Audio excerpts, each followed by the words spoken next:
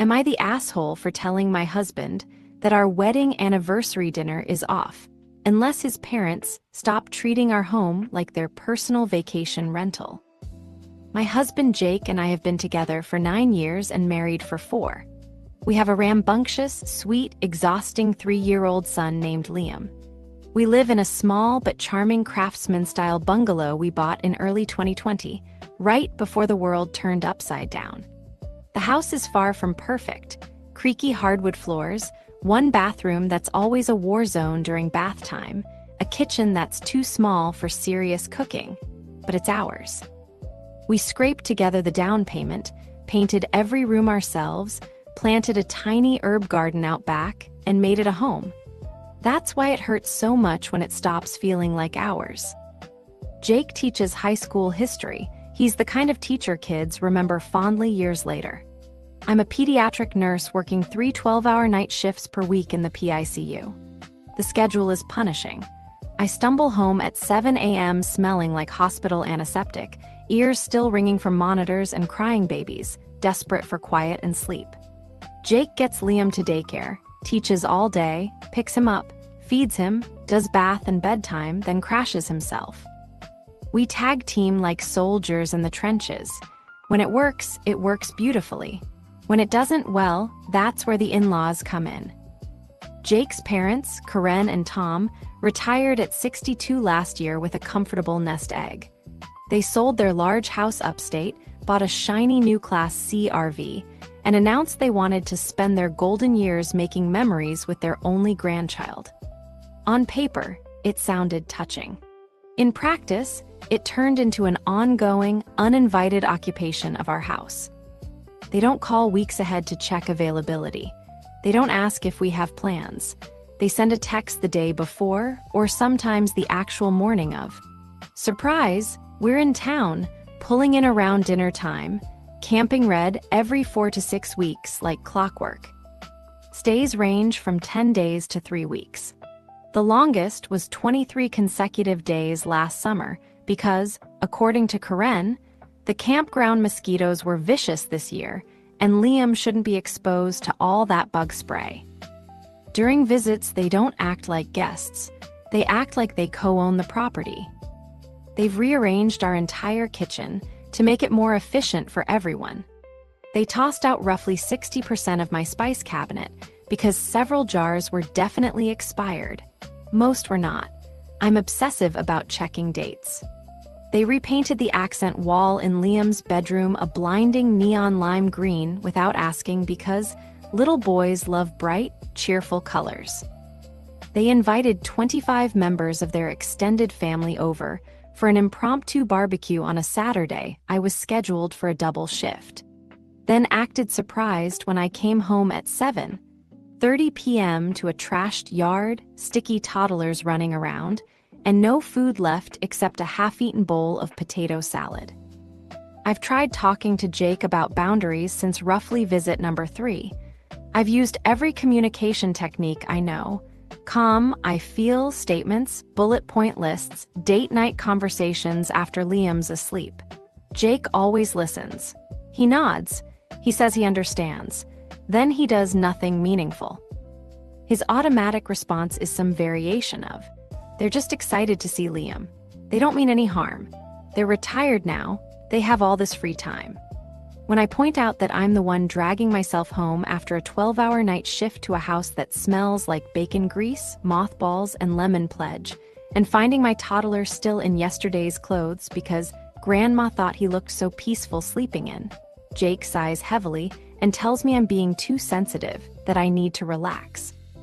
Things finally boiled over this past fall around our 5th wedding anniversary, November 15th. We hadn't had a real, child-free, no-emergency date night in over 14 months. Romance had been quietly suffocating under the weight of night shifts, toddler tantrums, and surprise grandparent invasions. I decided enough was enough. I wanted one weekend to remember we were still a couple, not just co-parents and exhausted roommates.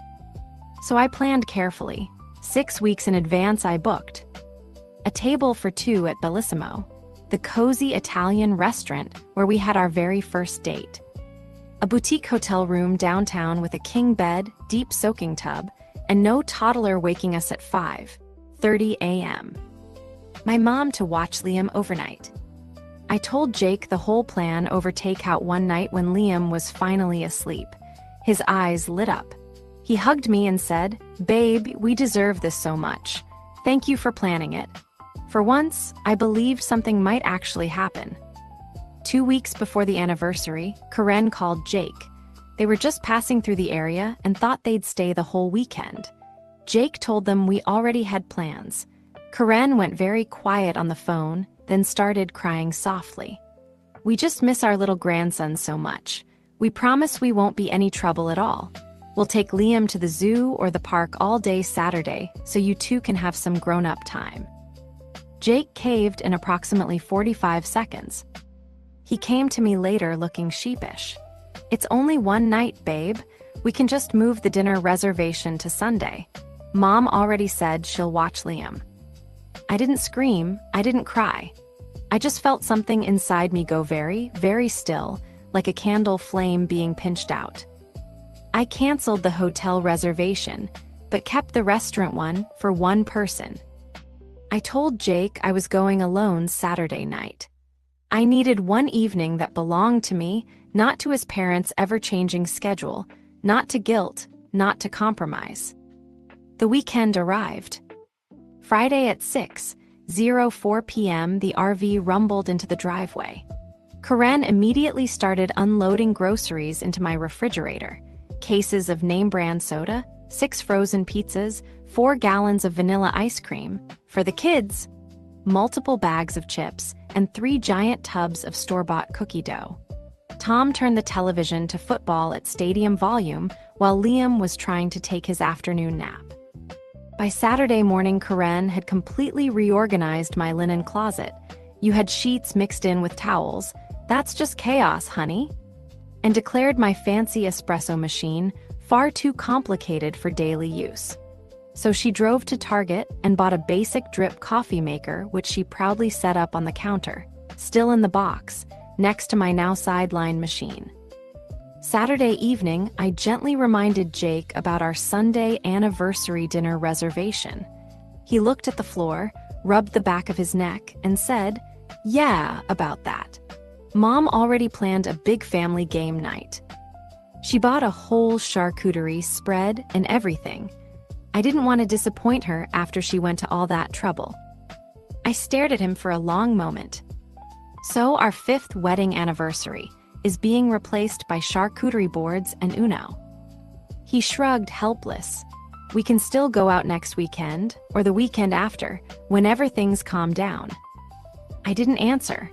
I walked upstairs, packed an overnight bag in silence, kissed my sleeping son goodnight, slipped out the front door, and drove to the hotel I'd originally booked. Miraculously, they still had a room available. I spent our anniversary alone in a beautiful king bed.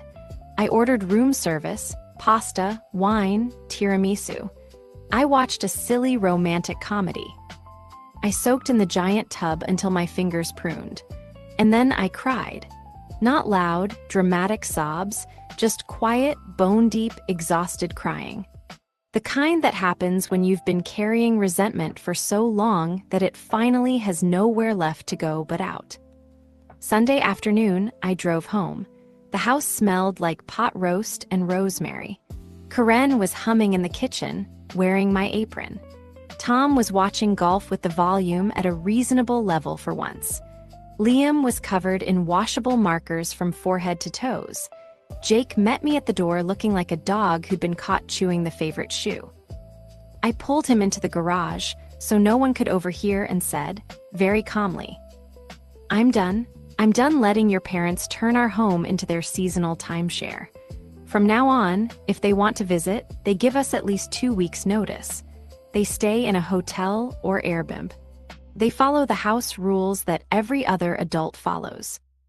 No more surprise visits, no more redecorating, no more throwing out my things, no more overriding our plans.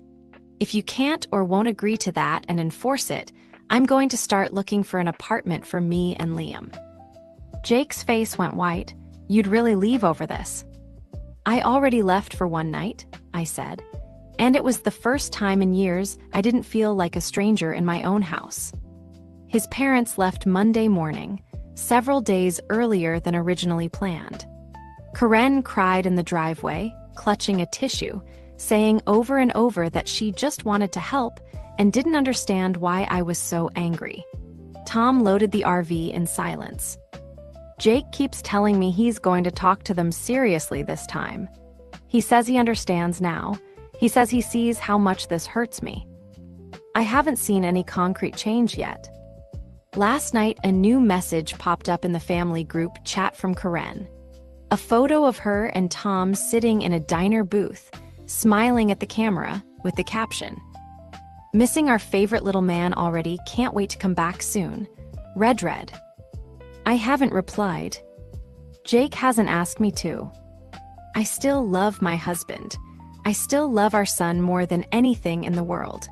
But I'm finally understanding that love doesn't mean letting people, anyone, walk all over you indefinitely. Maybe I should have drawn a harder line years ago. Maybe I'm being selfish for wanting just one weekend a year that's ours alone. Maybe I'm punishing Jake for something he feels he can't fully control. I don't know anymore. I just know I'm tired of waking up in a house that doesn't feel like mine. So am I the asshole?